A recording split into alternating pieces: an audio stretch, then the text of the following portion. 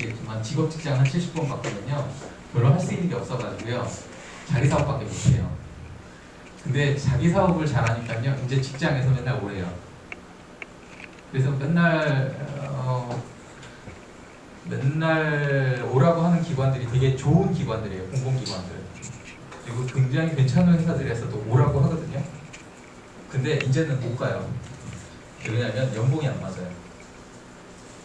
대기업에서 차장, 부장급으로 오래요. 그 연봉이 안 맞아서 못 가요, 이제. 제 와이프한테 한번, 저희 이제 사채업자님이라고 하는 집에 계신 그분께서, 진짜 제가 가고 싶은 기관이 하나 있어서, 공공기관인데, 거기 이제 팀장급으로 가고 싶어가지고 얘기를 했는데, 연봉 얘기하니까 못 그래 하더라고요. 근데 그 연봉이 작냐고 작진 않았어요. 이게 왜 그러냐면, 제가 가진 능력 중에 문서 작성 능력과 기획 능력이에요. 제가 이제 제 얘기를 왜 이제 강의 내용에 상관없이 이렇게 말씀드리냐면 이게 어느 정도 유용한 것인지에 대해 말씀드리는 거예요. 제가 뭐 얼마를 받고 이런 잘난 척을 하려는 게 아니라 제가 재작년에 방통대를 졸업을 했어요. 그러니까 학사를 졸업했어요. 재작년에. 그러면 제가 나이가 많으니까 그동안은 고졸이었다는 얘기예요. 근데 제가 공공기관에서도 일을 하고 뭐 국책사업들도 많이 했어요. 그런 걸 할 수 있었던 이유는 이 기획력과 페이퍼 작성 능력 때문에 그런 거예요. 그래서 오늘 한번 잘 배워보시고요.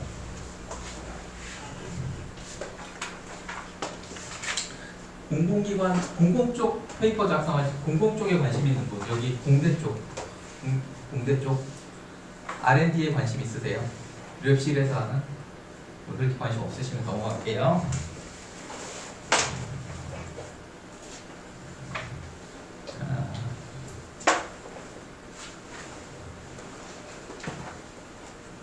이거는 여기 지금 교재 받으셨죠?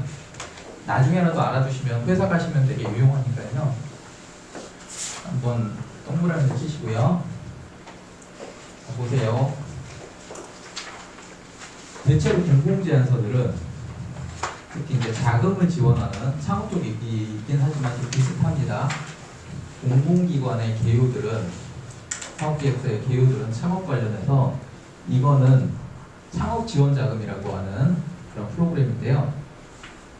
내가 하려는 아이템이 뭔지, 그 다음에 그 아이템이 과연 타당한지, 그 다음에 기타 항목들을 일단 넣습니다. 그리고 그 세부 목차들이 있는데 보면 빨간색이 있죠. 빨간색을 보시면 사업 타당성 부분이라는 게 되게 굉장히 중요합니다. 원래는 이 장표를 가지고 한 30분 이상 얘기를 해야 되는데 이것보다는 뒤에 있는 얘기가 학생들한테 도움이 되실 것 같아서. 근데 자, 이거는 내가 어떤 아이디어를 가지고 어떤 사업을 하겠다라고 얘기할 때 이걸 쓰는 겁니다. 근데 오른쪽으로 가면 여기는 뭐라고 써있죠? 한번 읽어보시겠어요? 여기는요? 제목이 틀리죠. 무슨 얘기냐면 내가 하고자 하는 얘기와 내가 지원하고자 하는 프로그램에 따라 목차가 달라진다는 얘기예요. 구성도 달라지고. 그런 얘기를 하는 거고요. 랩실에 계시거나 공대에 계시거나 아니면 이공계 쪽 기술기관의 이공계 쪽으로 가시는 분들은 공공사업을 안 하실 수 없어요. 특히나 연구직으로 가시면 제안서를 쓰시게 돼요. 그래서 이 목차를 알아두시면 나중에 굉장히 도움이 되실 텐데 여기 보시면 기술의 개요와 기술의 개발 목적 및 가능성과 타당성이라고 되어 있죠. 빨간색을 쳐놨죠. 여기도 여기가 중요합니다. 쉽게 얘기하면 여기는 나는 어떤 아이디어가 있으니까 사업을 할 수 있게 자금을 지원해 주세요라는 얘기고, 여기 숨겨져 있는 단어가 그겁니다. 여기는 나는 어떤 기술을 개발할 것이니 그리고 그 기술은 매우 유용하니 자금 지원을 해주세요라고 쓰는 거예요. 그게 이 보이지 않는 글자 뒤에 숨어있는 얘기들이에요. 이해가 되시죠? 요거는 오늘 그렇게 관심은 없으시겠지만 나중에 굉장히 유용하실 거라 제가 말씀을 드렸습니다. 이게 네. 왼쪽에 있는 이 6가지를 전부 다 다무라는 타당성에서. 네. 이게 지금은 이제 정부의 창업선도대학이라는 창업선도 아이디어 시제품 개발 사업이라는 청소년대학이라고 통칭하는 그 과정에 사업계획서를 목차를 그대로 따온 거예요. 그러니까 창업진흥원이라고 하는 곳에서 창업을 활성화하기 위해서 만든 프로그램의 목차입니다. 요거는 역시 중기부예요. 중기부 밑에 중소기업부 밑에 창업진흥원이 있고 그 밑에 이제 주관기관이 있는데 여기는 중기부 밑에인데 중기부에서 진행하는 창업성장 기술개발과제라는 그 지원서의 목차를 그대로 따온 겁니다. 대부분의 R&D들이 이 목차를 따르고 있어요. 대체로 뭐 금액에 상관없이 이 요소들을 그대로 가지고 있습니다. 넘어가겠습니다. 이제 사업계획서를 작성할 때는 여기장부터 이제 말씀을 드려야 될 텐데요. 사업계획서를 작성할 때는 약간 뭐라고 해야 되나? 기획력과 정리력이 필요해요. 기획력이라는 건 대단한 아이템의 발산이거나 번뜩이는 창의력이고요. 정리력이라는 건 문서를 만드는 능력이에요. 근데 항상 이 두 가지를 같이 요구하거든요. 희한하게 두 개는 같이 공존하기가 참 힘들어요. 남자친구가 세심하면서 대범할 수는 없잖아요. 근데 우리가 원하는 건 그거잖아요. 나한테는 세심하고 그리고 그러니까 내 평소에는 세심한데 나의 잘못에는 대범해 주길 바라잖아요. 근데 그게 참 힘들잖아요. 이 기획력이라는 게 되게 비슷합니다. 번뜩이는 아이디어를 갖고 계신 분들이 대체로 정리를 잘 못하세요. 근데 우리가 필요한 건 둘 다예요. 그래서 둘 중에 하나는 훈련을 해야 돼요. 저 같은 경우는 번뜩이는 아이디어 쪽을 훈련을 많이 했어요. 디자인 싱킹이라는 거 가지고. 근데 정리도 그냥 제가 일반 회사 다니는 정도 수준의 정리는 못하는 편은 아니었는데 명색이 컨설팅을 하는 사람이라서 일반적인 회사에서 갖고 있는 수준의 정리력을 넘어야 돼요. 그래서 그거 역시 훈련을 했어요. 오늘은 그 얘기를 해드릴 건데 저희가 이제 보통 컨설팅을 하는 사람들이 그 얘기가 아니에요. 이게 말장난이냐 비즈니스냐. 오늘 그 얘기를 한번 해볼게요. 제가 적절한 비유는 아닌 것 같아요 오늘은. 근데 그냥 해보면 제가 목사님한테 또는 뭐 목사님이라고 표현할게요. 종교와 상관없습니다. 기도를 하는데 갑자기 담배가 너무 막 땡겨요. 그래서 목사님한테 갔어요. 제가 기도를 하던 도중에 담배가 너무 땡기는데 담배를 피워도 될까요? 라고 하면 목사님이 뭐라고 하실까요? 대부분 안 된다고 하실 거예요. 정말 대부분. 반대로 제가 담배를 피우고 있는데 정말 기도가 하고 싶습니다. 하느님이 보고 싶어요. 기도를 해도 될까요? 라고 물어보면 뭐라고 하실까요? 해도 된다고 하실 거예요. 근데 결론은 똑같아요. 담배 피면서 기도를 하면서 담배를 피나 난 동시에 행동을 하고 있어요. 근데 자 내가 뭘 앞으로 놓느냐에 따라 굉장히 큰 차이가 생겼어요. 이게 말장난이에요? 아니면 비즈니스예요? 아무도 구분이 안 돼요. 근데 이것들이 새로운 사업을 만들어내요. 제가 말씀드렸지만 기획력이라고 하는 건 자유로운 창의력과 정리하는 문서 작성 능력이 어우러져야 되는 거예요. 근데 둘 중에 하나만 있어도 사실 괜찮은데 지금 학생들은 자유로운 창의력은 되게 튀어요. 어른들이 보기에, 기성세대들이 보기에. 근데 정리력이 굉장히 모자라요. 네, 이런 생각은 안 하시잖아요. 저희 같은 사람들은 이렇게 갖고 오잖아요. 이걸 쪼개서 봐요. 자, 조삼모사라는 단어 아시죠? 조삼모사라는 단어를 혹시 모르시면 빨리 얘기해 주세요. 조삼모사, 원숭이한테 아침에 밥을 3개 주고 저녁에 4개를 주는데 보이콧을 하니까 성질을 내니까 반대로 아침에 4개 주고 저녁에 3개 줬다. 그래서 이게 속담에서는 눈 가리고 어흥이에요. 그런데 다르게 아침형 인간한테 밥을 4개 주고 저녁에 3개 주는 게 좋아요. 근데 올빼미형 인간한테는 저녁에 4개 주는 게 좋아. 왜냐면 저녁에 활동 많이 하니까 저녁에 4개 먹는 게 좋잖아요. 이런 게 기획력이에요. 이거를 마케팅 쪽으로 가져가잖아요. 그러면 니치 마켓의 발견이라고 해요. 이런 게 창의력이에요. 그래서 요 창의력에 관한 부분은 나중에 디자인 싱킹이나 뭐 요런 몇 가지 톡톡 튀는 과제 교육 과정들이 있을 겁니다. 거기서 사고 발상법을 좀 배우시면 되고요. 그냥 혼자 하실 때 도움되는 건 마인드맵 아시죠? 마인드맵 같은 거 써보시면 되는데 실제 기업 가서 마인드맵 쓰시면요 되게 산만해집니다. 원래는 로직트리라는 걸 쓰셔야 되는데 그거는 뭐 나중에 다른 과정에서 한번 들어보시면 되고요. 제가 이제 창업 쪽에 관련돼 가지고 문서가 두 가지가 있어요. 크게 여기 리포트라고 얘기했는데 페이퍼 종류는 창업 쪽은 투자 제안서, 정책 자금 제안서와 서비스 회사 소개서 이 두 개가 있어요. 그래서 문서는 대충 이거예요. 누구에게 어떤 이유로 무엇을 할 테니 어떤 액션을 취해달라 이 얘기가 들어가야 돼요. 되게 간단해요. 그래서 문서에는 차이가 있어요. 우리 이 방법을 이력서에 그대로 넣어볼게요. 이력서는 구인자에게 향후 조직 생활을 회사 생활을 잘할 것을 기대하고 그걸 위해서 나는 이런 준비를 했으니 나를 채용해 주세요죠.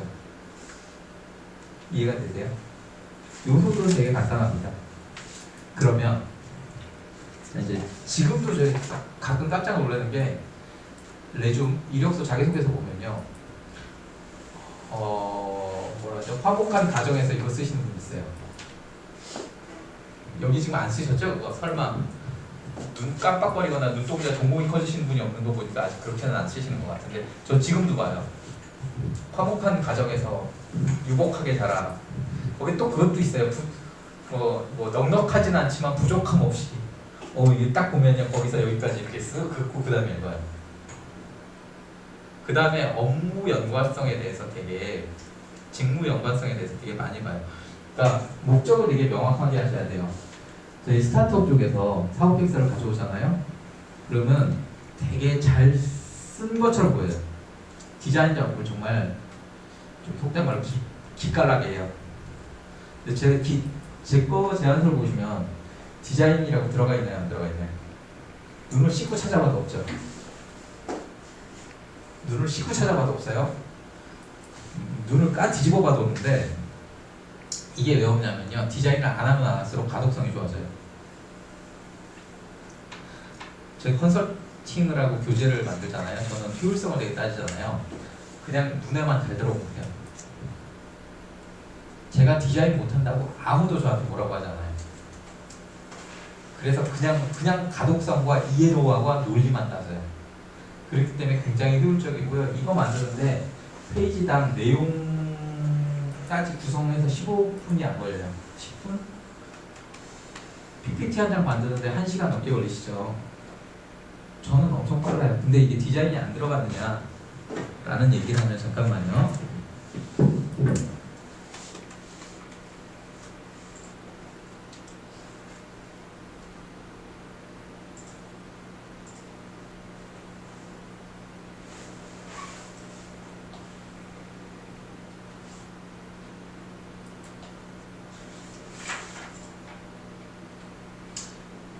각 맞는 거 보이세요?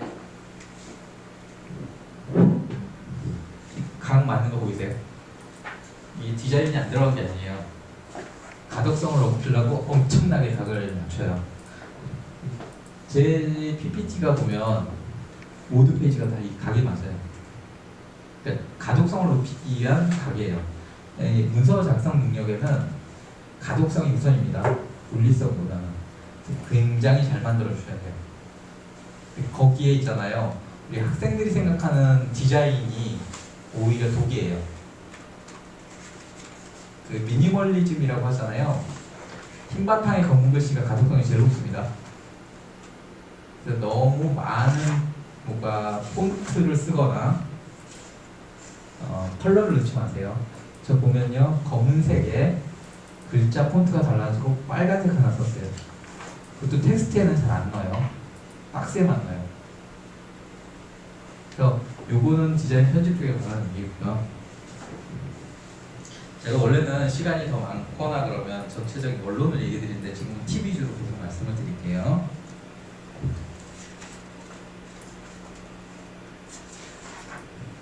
그래서 문서는 있잖아요. 항상 보세요. 누가 보느냐가 되게 중요합니다. 그 다음에 왜 내 걸 보느냐, 그리고 난 어떻게 하느냐, 그래서 뭘 해주세요. 이 네 가지가 기본 요건입니다. 누구에게 뭘 해주세요,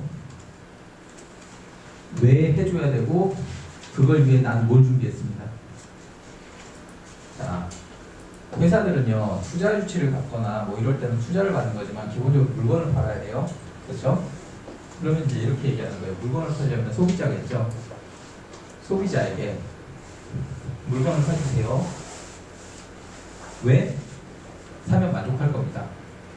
그걸 위해서 난 제품을 우수하게 만들었습니다. 핵심 요소는 사실 몇 가지가 안 돼요. 우리가 OWH라는 뭐 6화 원칙이라고 하죠. 6화 원칙도 나쁘지 않습니다. 근데 그건 일반적인 얘기고요. 내가 쓰려는 제안서, 그 문서에 어떤 목차가 들어가 있는지를 잘 보시면요, 이거를 제출하라고 한 사람의 의도를 볼 수 있어요. 근데 그게 보일 때까지는 보통 많이 써봐야 되긴 합니다.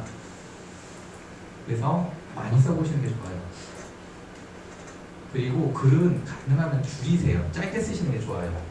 만연체로 쓰시는 거 되게 안 좋아요. 이따가 글 쓰는 방법도 제가 말씀을 드릴게요. 자, 요거 메모해 놓으시고요. 여기 메모 많이 해 놓으셨죠? 동그라미 치시고요. 2사업 계획서 여기도 동그라미 쳐놓으세요.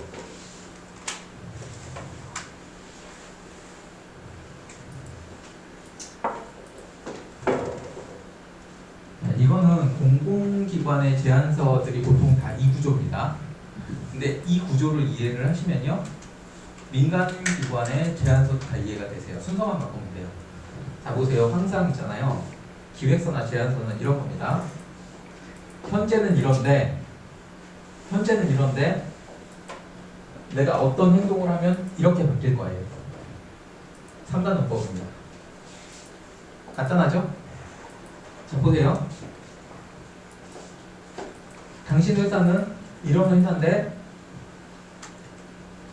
저를 뽑으면 이렇게 바뀔 거예요. 지금 대부분의 그 자소서나 이력서를 갖고 오시잖아요. 자기 얘기를 하세요. 근데 시선을 조금만 바꿔서 저는 이런 사람인데 저를 뽑으시면 당신 회사 이렇게 바뀔 겁니다 라고 얘기하면은 그게 맞던 틀리던 되게 생각이 깊어 보여요. 이해가 되시죠? 이해되셨어요? 그러니까 이거를 스토리라인이라고 하고 플롯이라고 하는데, 여기 계신 학생분들하고 저하고 차이는 뭐냐면, 저는 글을 쓰기 전에 이 플롯을 먼저 잡아요. 스케치를 먼저 해요. 그러고 글을 써요.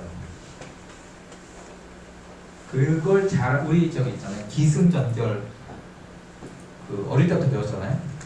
이게 기승전결이에요. 근데 기승전결은 소설에서는 괜찮은데요, 일반 페이퍼에서는 잘 안 맞아요. 그래서 그냥 이렇게 생각하세요. 제일 간단한 거, 현재는 이렇고 어떤 행동을 하면 이렇게 변한다. 문서는 다 이래요. 이해되시죠? 그래서 한글로 다 바꿔보면 돼요. 현재는 이런데 무엇을 어떻게 하면, 이런 행동을 하면 이렇게 좋아집니다. 이렇게 쓰시면 되고요. 그 중간에 몇몇 요소들이 있어요. 현재는 이런데 이런 이유로, 왜냐하면 무엇을 어떻게 하려고, 무엇을 하려면 이런 이유로 그걸 해야 되잖아요. 자, 보세요. 오늘 강의를 해야 되죠. 현재는 글쓰기 능력이 부족한데 취업이나 또는 사회생활 능력을 배양하기 위해 사업계획서 작성 강의를 수강하면 향후 취업이 용이해집니다. 이해가 되시죠? 그냥 이렇게 쓰시면 돼요. 간단합니다. 3단 또는 5단 논법. 여기에 이제 여기 경영학과 혹시 있으세요? 두 분 수학 배우셨나요? 테스트 분석 그거 여기 어떻게 넣는지 다 가르쳐 드릴게요 오늘. 무슨 과세요? 저는 네. 저는 식품이요. 식품영양학과. 무슨 과세요? 저 불어과요. 무슨 과세요? 저는 회화과랑 컴퓨터학과. 지금 제가 하는 얘기 별로 어렵진 않죠? 어려우시면 바로 얘기하세요. 제가 좀 더 쉽게 설명할 수 있는 방법 찾아볼게요. 자, 그럼 여기까지 얘기했잖아요. 그럼 이제 다시 여기까지는 정말 일반적인 얘기고요. 공공문서로 가면 공공문서는 진짜 다 이 구성입니다. 현재 현황은 이렇고 문제점은 이렇습니다. 그럼 오늘 여기 보면 학생들이 여기 많이 모여 있는데 최근에 실업률이 굉장히 낮습니다. 취업률이 굉장히 낮아졌습니다. 그러면 여기까지는 현황과 문제점이잖아요. 시사점. 최근에 취업률이 낮아지는 것은 경제 상황에 대한 전반적인 문제도 있지만 기업에서 경력직이나 현업에 바로 투입 가능한 인력을 찾는 경향이 있습니다. 추진 전략 1점.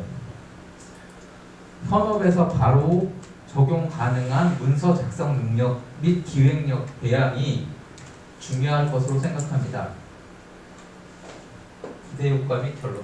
그래서 우리는 취업률을 기존 대비 아주 저렴한 노력으로 10% 이상 향상할 예정입니다. 그리고 결론. 추이를 봐서 이 교육을 확대할 예정입니다. 되게 간단하죠. 이게 스토리라인이에요. 플롯이라고 하는데 이거를 안 그려놓고 쓰시잖아요. 그럼 계속 문서를 갖고 푸셔야 돼요. 제 나중에 이력서를 이 직업을 70번 바꿨다 그랬잖아요. 직업 직장을 어떻게 바꿨냐면요. 이력서를 겁나 잘 썼어요. 제가 이력서 쓰면 제 얘기를 쓰는 거 반, 그 다음에 무슨 얘기를 하냐면 그 회사를 분석해가지고요. 그 회사의 신규 사업을 제가 제안을 해요. 그럼 그게 맞던 틀리던 이 사람은 와서 뭔가 일 잘하겠네 이 느낌을 확 줘요. 그러면 제가 이력서를 이렇게 내잖아요. 그러니까 신규 채용 공고 없는데 내요. 그러면요 그냥 오라 그래요. 그럼 가잖아요. 그러면 막 이런저런 얘기를 들어봐요. 근데 그런 거잖아요. 회사 내부에서 못 듣는 얘기를 저는 하잖아요. 그럼 되게 신기해해요. 그러면 일단 한 3주짜리 프로젝트 조그만 걸 하나 진행을 하자 그래요. 그러면 저는 반쯤 성공할 거예요. 이해되시죠? 되게 신기하잖아요. 근데 거기에 이제 뒷받침되는 게 이런 정리 능력이라고 해야 되겠죠? 창의성은 밖에 있으면요 엄청나게 많이 생겨요. 듣는 얘기가 많아서. 이해가 되시죠? 자, 요것도 사진을 찍어 놓을게요. 메모를 해놓을게요. 이게 우리 경영학과 학생들 패스트 분석 뭔지 아시죠? 이 패스트 분석이 비전공자들을 위해서 Political, Economy, Society, Technology 그러니까 사회를 분석하는 4가지 분야예요. 그러니까 정치, 경제, 사회, 기술이에요. 이 4가지 영역으로 분석을 하거든요. 그 다음에 3C라고 합니다. 3C는 커스터머, 클라이언트, 그 다음에 컴퍼니, 코퍼레이션, 그다음에 경쟁자, 컴페티션 이 3가지를 분석을 해요. 그래서 여기 지금 되게 어려운 얘기인데 경영학과 학생들을 위해서 하는 조금 더 들어가니까 이해를 해주세요. 학교에서 배웠던 얘기죠. 근데 이런 맵은 배우신 적이 없죠. 이거 머릿속에 넣어놓으시고요. 사학기에서 이 순서대로 쭉 쓰시면요 굉장히 좋은 거 나옵니다. 제가 왜 이 얘기를 드리냐면 수학 분석은 여기서 나와야 되는데요. 수학 분석이 어느 구간에서 나와야 되는지 잘 모르세요.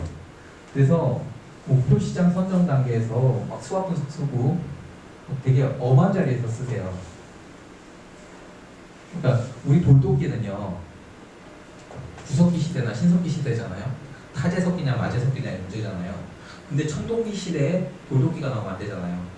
근데 경영 보고서들을 보면 특히 이제 보통 중견기업 대리님들, 과장님들 보면요, 되게 엄한 자리에서 엄한 툴들이 나와요. BCG 분석 들어보셨나요? 그런 것들은 경쟁자 분석하실 때 나온 거예요. 자사 분석과 경쟁자 분석. 그래서 내부 역량 확인이나 경쟁 요소 확인할 때 쓰는 건데, 이게 엄한 자리에서 나와요. 자, 경영과 아닌 분들 저기 잠깐 딴 얘기 했으니까 이해해 주시고요.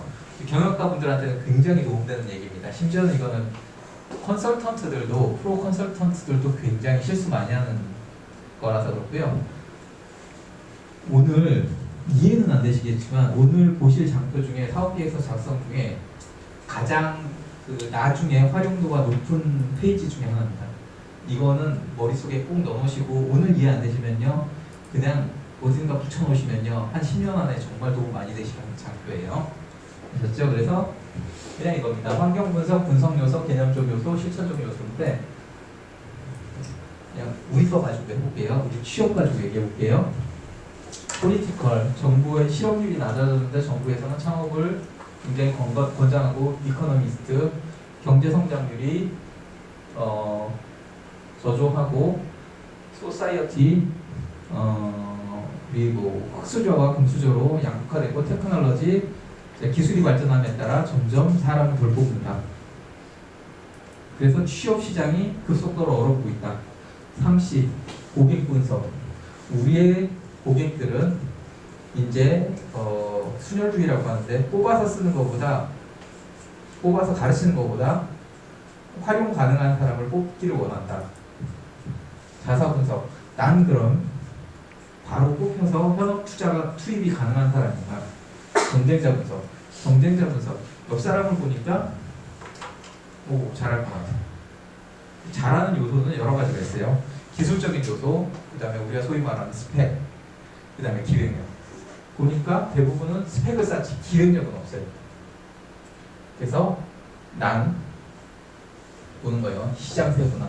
이걸 놓고 여러 가지 요소들을 봤죠. 시장 세분화. 시장이라는 건 우리 고객을 분석하는 거예요. 우리 고객은 소기업, 스타트업, 중소기업, 대기업이 있는데 난 대기업을 목표로 잡았어. 대기업은 바로 현업 투입 가능한 사람을 원하는데 그러려면 경력이 있어야 되고 그 경력을 나는 아직 못 가졌어요. 그러면 소기업이나 중견기업을 가봐야 되겠죠. 그러면 1차 내 타겟은 소기업이나 스타트업, 중견기업일 거예요. 그럼 거기조차도 심지어는 뭘 원하면 난 인턴십을 먼저 해야 되겠죠. 시장이 쭈르륵 1, 2차 뭐 이런 게 나뉘죠. 목표 시장은 어쨌든 난 대기업으로 잡았는데 1차는 뭐고 2차는 뭐예요? 포지셔닝. 난 기획 정말 잘하는 사람이야. 끝이에요. 그러면 이 기성세대는 그런 게 있어요. 일을 정말 잘한다고 하면요, 소위 말해서 너무 튀어가지고 조직생활을 못할 거라는 느낌을 좀 주는 경우가 있어요. 제가 좀 약간 대표적인 케이스였고요. 두 번째는 조직생활을 잘하면 일을 못할 거라는 느낌을 줘요. 그건 가르쳐서 해야 된다. 근데 아이러니하게는 요즘에 일도 잘하면서 말도 잘 듣는 사람을 원해요. 그러려면 어쨌든 경력이 이걸 커버해줘야 되겠죠. 그러면 알바를 할 때 굉장히 좋은 데서 아니면 그 취업과 연관성이 굉장히 높은 데서 알바를 하시거나 인턴십을 해야 되겠죠. 이해되시죠? 그런 데를 계속 찾아보시라고요. 근데 또 그런 데가 또 알바비도 높아요. 그 다음에 이제 내부 역량 확인. 내가 그런 걸 과연 잘할 수 있는 사람이냐. 교육을 그런 데를 찾아다니시고요. 계속 그런 사람들과 교류를 하세요. 페이스북 많이 하시죠? 하시나요? 하시는 분? 자, 취업하시고 싶으시면요. 페이스북을 하세요. 페이스북에 보면요. 현업 사람들 모여있는 데가 있어요.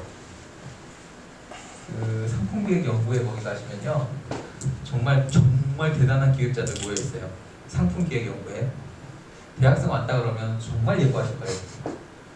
정말 예뻐서 어쩔 줄 몰랐네요. 그런 분들은. 왜냐면 본인들 10년 전이잖아요. 이제 그 애로사항이 보이잖아요. 그리고 또 의외로 그런 데 나오시다가 취업하시는 분들 많아요. 제가 팁을 드리는 거예요. 경쟁 요소를 확인해야 되겠죠. 내부 역량을 확인했으면 경쟁 요소를 확인해야 돼요. 경쟁 요소는 이 사람한테 확인하는 거예요.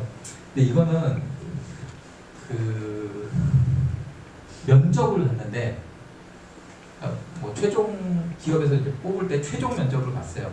근데 최종 면접이 합숙이에요. 그럴 때는 경쟁 요소를 확인해야 되겠지만 지금은 내부 역량만 확인하면 돼요.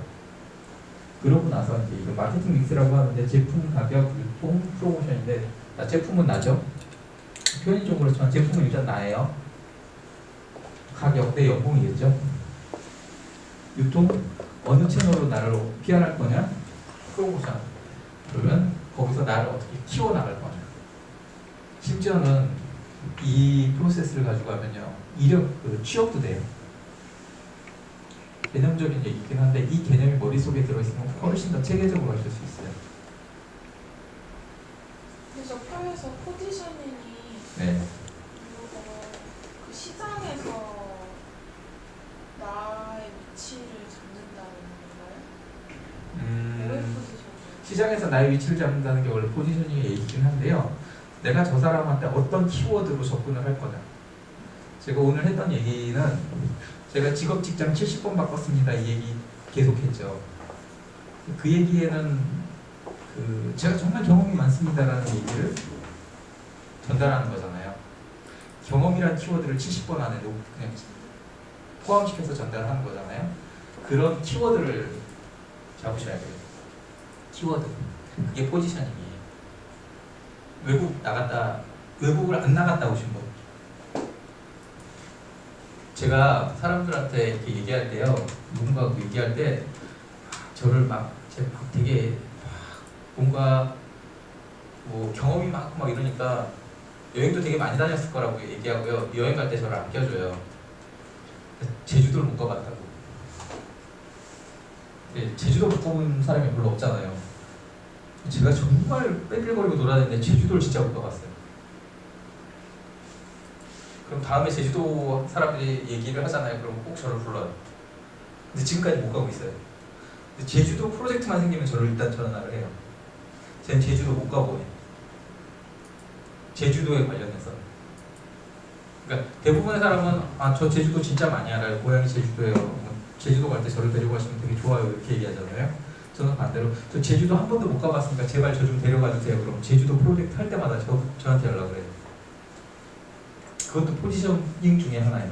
그러니까 포지셔닝이라는 건 시장에서 어떤 위치를 가지고 있느냐라는 얘기도 맞는데 그 시장에 내가 어떤 키워드로 접근할 것이냐 라는 게 내 입장에서는 훨씬 쉬운 얘기예요. 잘하시는 게 뭐가 있나요? 정말 나 이거는 잘한다. 취미.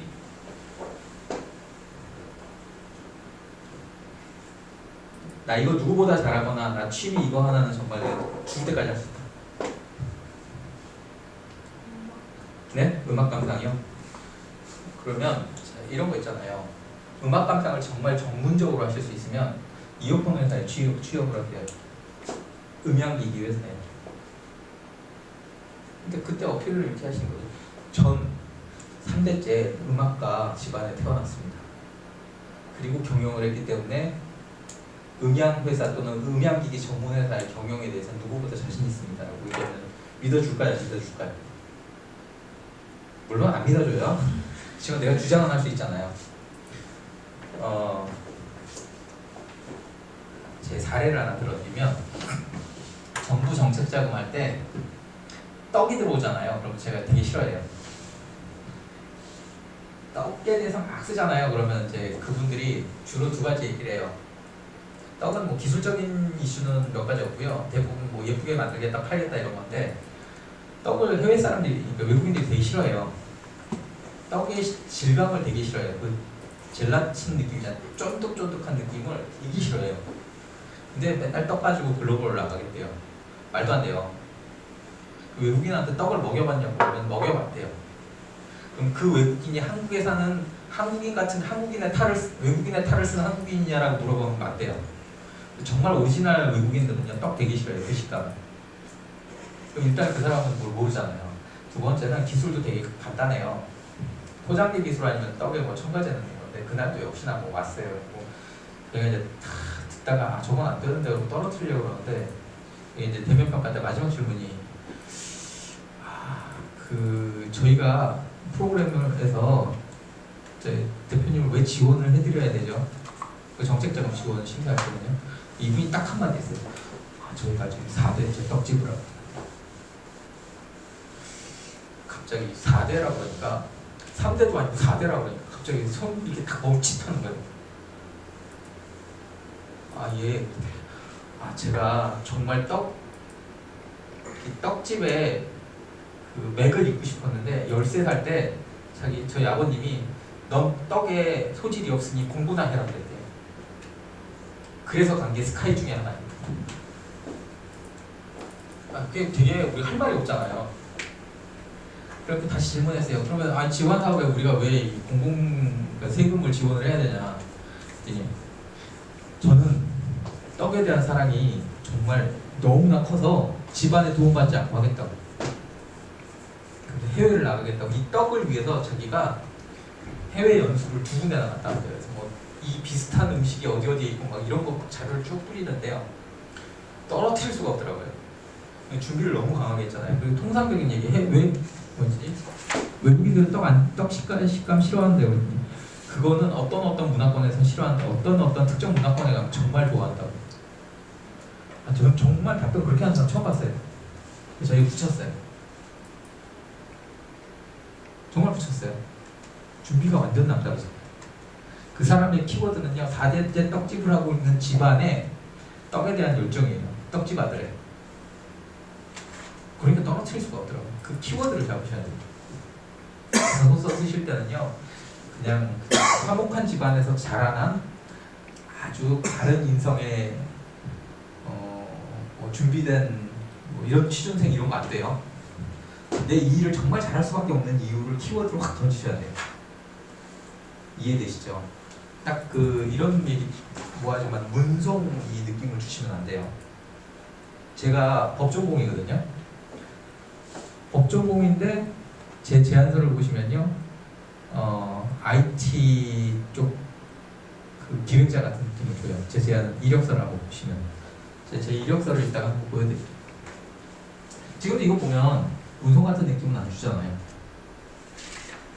그 이력서에서 어디서도 그런 느낌을 주시면 안 돼요.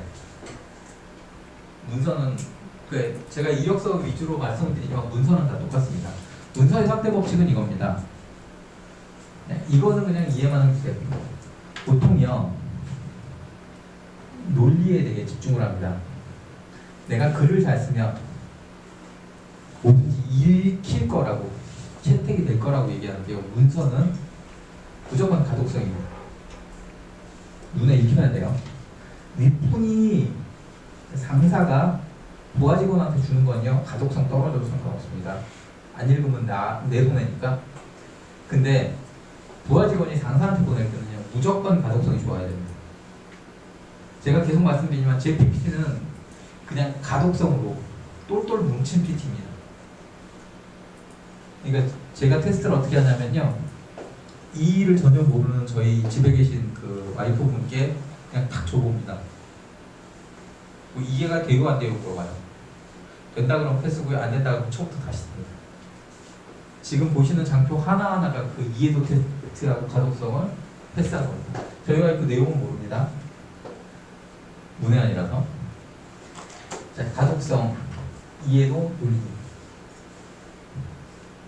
우리 학생들의 모든 글들은요, 의외로 이 가독성이 떨어져요.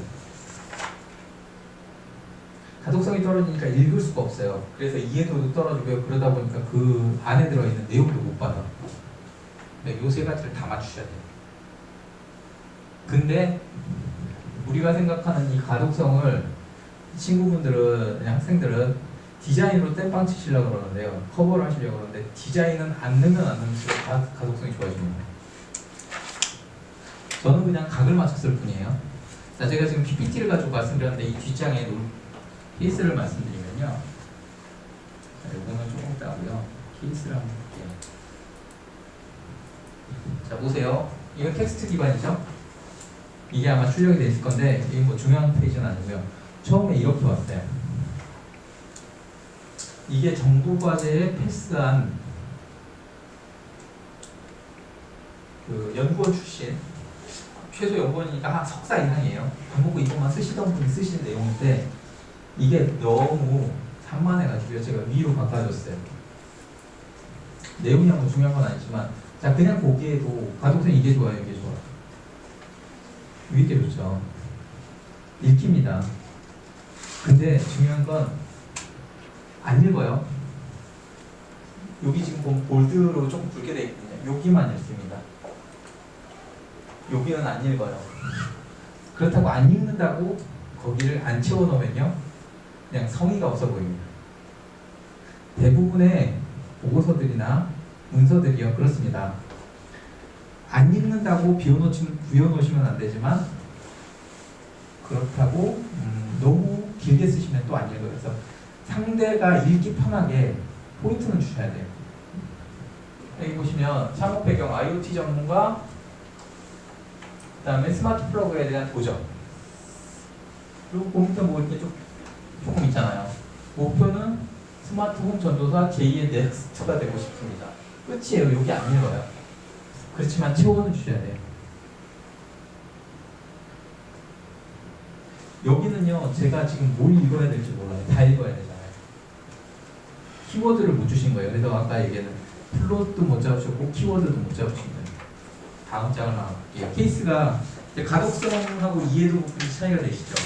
그 다음에 이거를 읽으면 아 이게 논리에 맞다 틀리다 그 다음에 판단하는 거예요. 자, 제가 이거 질문한 거 내가 캡처만 한 거예요. 아래쪽과 위쪽은 같은 내용이에요. 주로 제가 쓰는 건 몇 가지 스킬 안 써요. 볼드에, 굵게, 크게, 그 다음에 띄어쓰기를 주로 써요. 행간 띄어쓰기. 딱 요 스킬 세 가지를 써요. 빨간색도 안 써요. 빨간색은요, 가능하면 쓰지 마세요. 눈 피곤하고요. 그 다음에 출력하면, 내가 문서들이요, 가끔 출력할 때가 있는데, 출력할 때 칼라 출력하면 괜찮은데요. 흑백 출력하면요, 색깔 쓰면 바로 망합니다. 뭔가 이렇게 디자인 작업 이런 거 하잖아요. 출력하면 망합니다. PPT도 마찬가지고. PPT 그냥 발표하실 때요, 뒤에다 백에 블랙 쓰셔도 되는데요. 그걸 출력을 해야 되는 상황 있잖아요. 그러면 블랙 쓰면 망합니다. 굉장히 세련돼 보이긴 하는데요. 출력하는 순간 망해요. 그래서 그 상황에 맞춰서 좀 하셔야 되고요. 이건 팁이고요. 어쨌든 여기에 보면 가독성, 이해도, 그 다음에 논리. 논리는 이걸 다 읽고 나서 판단하는 거예요. 그죠? 이거는 네일아트 특화 플랫폼 서비스인데 맞춤형 네일아트 매칭과 네일아트 추천 서비스. 이거밖에 안 읽어요. 그냥 내가 볼드를 준, 강조를 준 그 글자만 읽는 거예요. 여기는 내가 다 읽어야 되잖아요. 이게 훨씬 읽기 편해요. 가독성이 좋아요. 이해가 되시죠? 오늘 가셔가지고 이 법칙에 따라서 이력서든 문서든 기존에 있던 걸 한번 어떻게 고쳐봐야 되겠다 머릿속으로 생각해 보시고 더 시간 내시면 한번 수정해 보세요. 도움 많이 되실 거예요.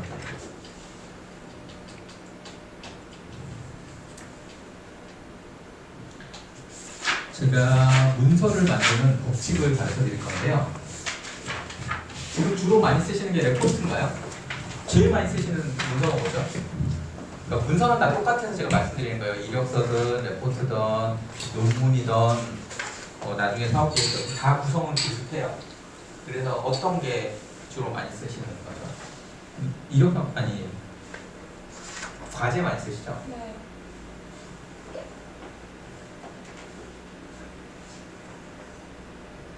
자, 보세요.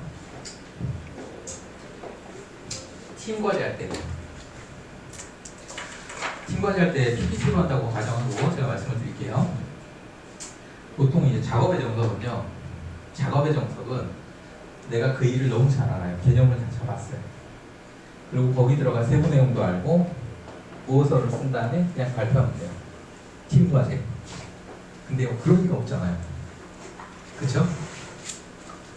제가 창업 교육을 또는 뭐 기획서 교육을 할 때 저는 뭐 개념 다 잡고 내용 알고 보고서 그냥 쓰고 발표하면 돼요. 지금 제가 그 일을 엄청 잘한다고 생각, 잘할 때만 이게 가능한 얘기예요. 근데 대부분은 잘 알 리가 없어요. 그러니까 배우는 거잖아요. 그럼 우리가 망하는 실패 정석, 폭망의 정석은요, 뭘 하라 그러잖아요. 일단 PC를 딱 열어요. 그리고 파워포인트를 켜요. 그리고 거기다 뭔가 메모를 하고 가설을 쓰고 뭔가 모델링을 하기 시작해요. 그러면서 내용을 채워가요. 근데 재밌는 게 뭐냐면 내가 한글 보고 썼던 파워포인트든 뭐 1%, 0%에서부터 100%까지라고 하면요, 한 50%쯤 내가 막 타이핑을 치잖아요. 아, 그러면 개념이 잡혀요. 아, 내가 하려던 게 이거였구나 라고 개념을 잡고 다시 앞으로 가요. 그리고 다시 또 쌓아 내려오기 시작해요. 그러면 이제 한 70%쯤 가요.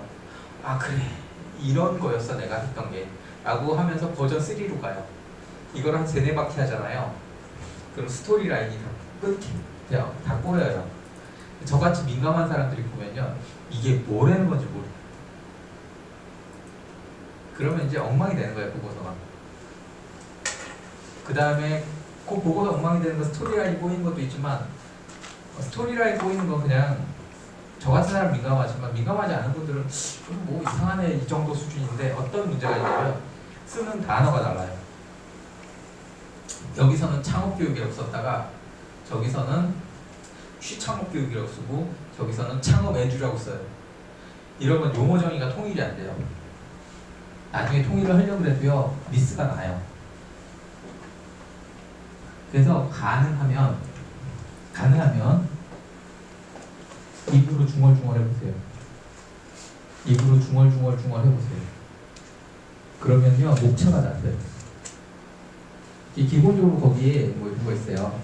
1단계에서 현황, 2단계에서 뭐 3단계에서 뭐, 거기에 맞춰서 내가 하려는 얘기를 중얼중얼 해보세요. 그럼 들어갈 내용과 목차들의 순서가 잡혀요.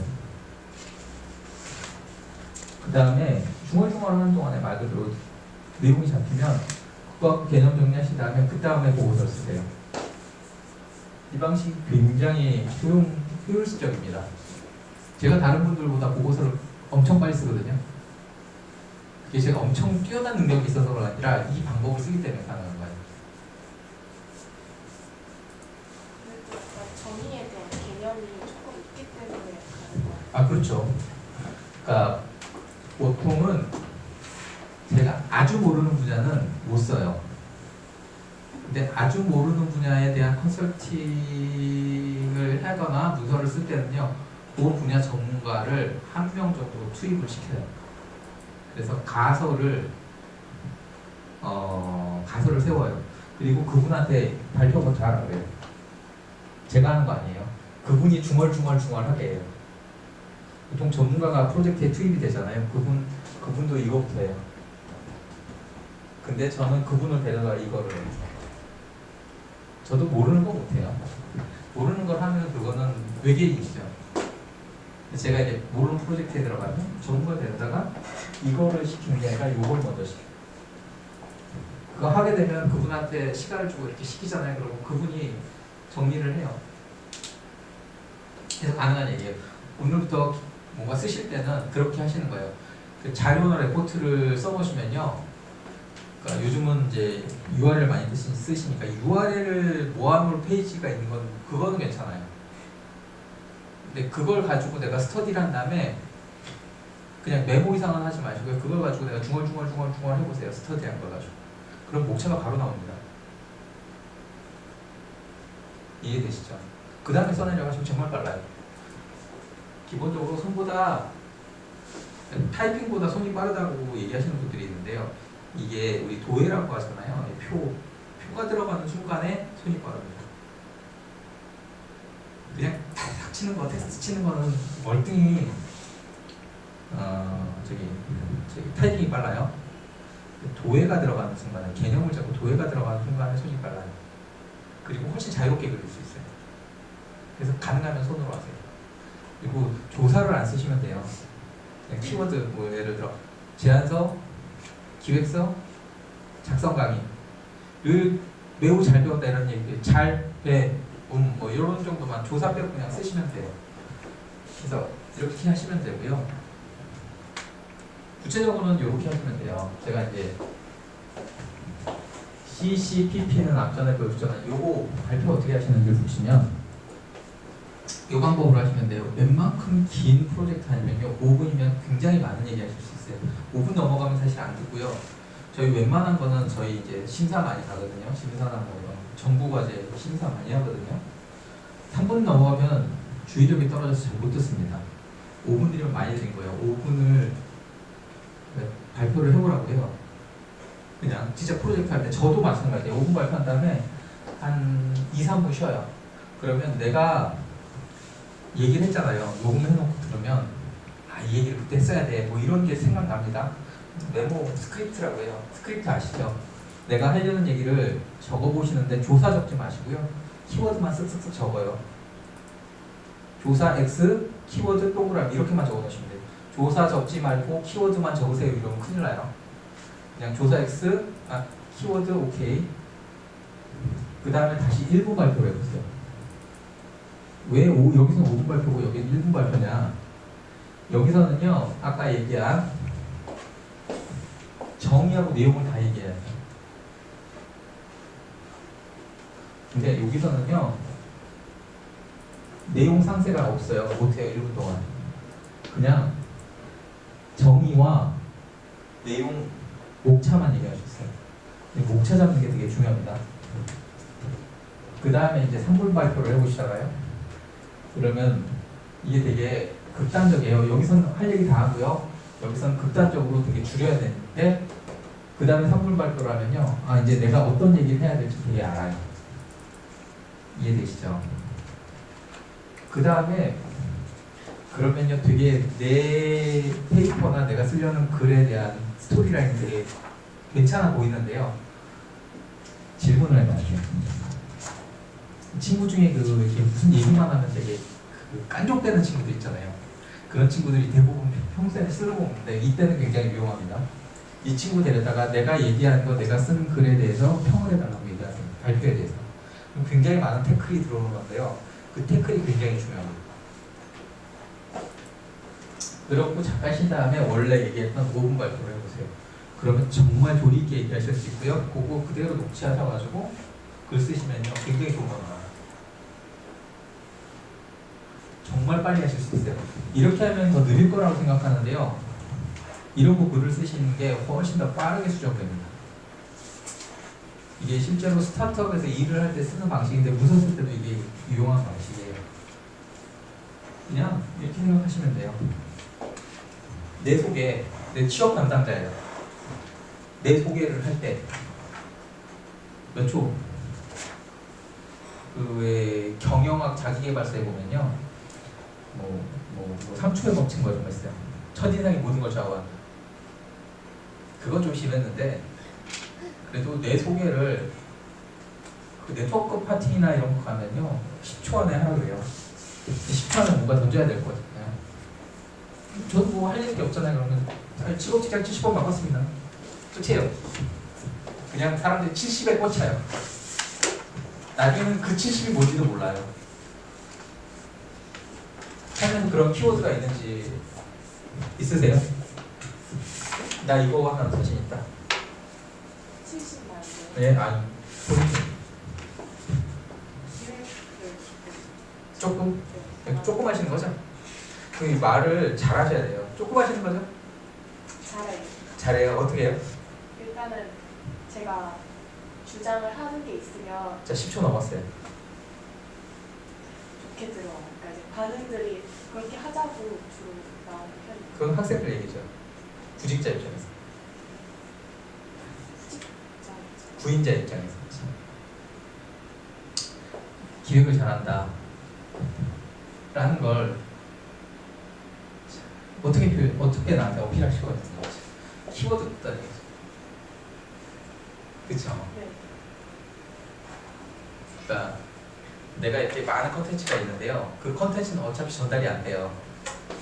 자, 현재 상황에 대한 키워드 아까 이게 3단 논법이었죠. 현재 상황은 이렇고 우린 뭘 해서 무엇이 잘 될 거다인데 뭐 기업 입장에서는 그래요. 그럼 나에 대한 키워드를 잡으셔야 될 거 아니에요. 기획이잖아요. 기획을 어떻게 잘하게 됐어요? 많이 도전하고 음. 실천해봐. 여기에 계량화가 없어요. 수치가 없잖아요. 일단 1년에 2번 이상을 도전했어요. 뭘요? 한 학기에 한 번씩 새로운 직무를 도전했어요. 뭐 회사 다닐 때? 학생이지만 네. 그냥 가리지 않고 그러니까 지금 저하고 QA가 3번 이상 왔다 갔다 했죠. 지금 이러면서 10초가 넘어가고 그리고 주의력이 분산이 되세요. 이 얘기를 할 때 질문 없을 정도로 질문을 막아버릴 정도로 확 굵직한 걸 확 던져버리셔야 돼요. 얘다 그러고 줘버리셔야 돼요. 제가 아까 떡집 아들 얘기했었죠. 4대째 떡집을 하고 그 4대에 저희 남방 똑같다니까요. 3대째 떡집은 들어봤는데 4대째 떡집 진짜 처음 들어봤어요. 저도. 그 4대째 떡집을 하고 거기에 하도 갔고요. 그 다음에 13살 때 아버지가 넌 떡에 소질이 없으니 공부나 해라. 이게 말이 되냐고요. 그래서 간 게 스카이래요. 어이없잖아요 우리가. 자기는 떡집을 정말 잘 경영하고 싶어서 경영학과를 갔대요. 막 전 세계에 떡 우리 식감이 뭐 스토리가 너무 좋은 거예요. 거기에 그 앞단에 이 말을 막아버린 게 4대째였어요. 그 다음에 13살에 이 뭔가 확 던지셔야 돼요. 딱 봐도 되게 뭔가 열정적으로 하실 것 같은데 아까 얘기했잖아요. 준비가 됐는데 정리를 못하셨어요. 정리를 하려면 그 정리된 걸 확 던지셔야 돼요. 얘따 먹으라 그러고. 혹시 뭐 본인에 대한 키워드가 있으세요? 문서는 그게 되게 중요해요. 본인에 대한 키워드. 제가 아는 이 공공기관 매니저 중에요. 22살인가 3살인데 진짜 일을 잘해요. 거의 뭐 팀장급의 퍼포먼스를 해요. 근데 생각해보세요. 23살이면 대학생이잖아요. 근데 공공기관에서 팀장급의 퍼포먼스를 내는 4년차 매니저가 있어요. 그 친구 입사를요 고등학교 졸업하자마자 했어요. 졸업하기 전에 입사했나? 공공기관에. 이 친구가 무슨 창업고등학교인가 거기에 다녔어요. 무슨 디지털 고등학교에 창업 동아리인가 거기 회장을 했는데 고등학교 그 친구가 무려 어딜 근무하냐면 서울 창조경제 혁신센터 매니저예요. 그 어마무시한 데서 30살 뭐 저기 선임급들도 이 친구한테 절절매요. 워낙 일을 잘해서. 이 친구가 고등학교 때 회사를 2개를 설립해서 하나를 아주 성공적으로 팔아먹고 돈도 많아요. 그러잖아요. 전 17살 때부터 창업했습니다. 17살의 사람들이 꼽힌다는 거예요. 근데 계속 예를 들어주시는 것들이 굉장히 네. 자극적이고 드라마틱한 어떤 그런 경험을 한 사람들만 말할 수 있는 것들이잖아요. 근데 평범한 대학생이 그 평범함 속에서 뭔가 끌어내셔야 되는데 취미가 혹시 평범한 거에서 그냥 뽑아내시면 돼요. 뭐 드라마틱한 거는 제가 강의를 하려고 드라마틱하게 얘기한 거고요. 취미가 농구요. 네? 농구요. 농구요? 바스켓볼? 네. 되게 특이한데. 그러니까 뭐 하시는 얘기가 상관없이 전 농구 선수를 위한 스포츠 에이전트가 되고 싶습니다. 만약에 이걸 잡았다 그러면요, 제가 보기에는 굉장히 이슈가 있어요. 과가 그러면 뭐 그런 거잖아요. 우리나라 농구 선수들을 유럽으로 수출하는 게 제 목표입니다. 스토리라인은 잡으시면 돼요. 전 뭐 몇 살 때부터 농구를 했습니다. 그리고 그게 있잖아요. 그게 설마 요건이 좀 부족하잖아요. 그럼 지금부터 내보세요. 스토리라인을 자꾸 외우세요. 기획 쪽에 관심이 많으시죠?